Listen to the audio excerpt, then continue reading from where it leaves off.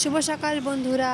তো আজকে ঘুম থেকে উঠেই মনটা ভালো হয়ে গেল। দেখো কি সুন্দর ছোট্ট ছোট্ট পুচকে পুচকে উচ্ছে হয়েছে আমাদের গাছে।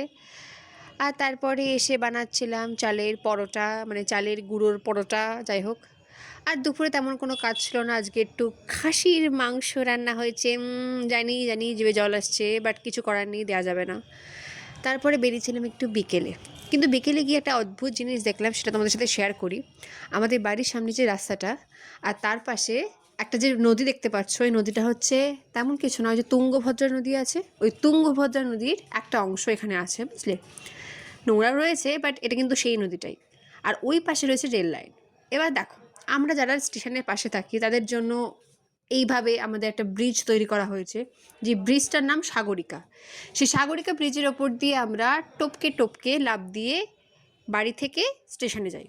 আমরা স্টেশন যাই না, একদম রেল লাইনে গিয়ে উঠি আর সেখানে গিয়ে ট্রেন ধরি।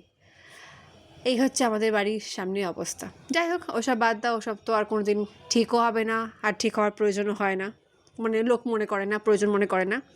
তারপরে এসে খাওয়ান দাওয়ান করছিল, বা তারপরে ভিডিওটা এখানে শেষ করলাম।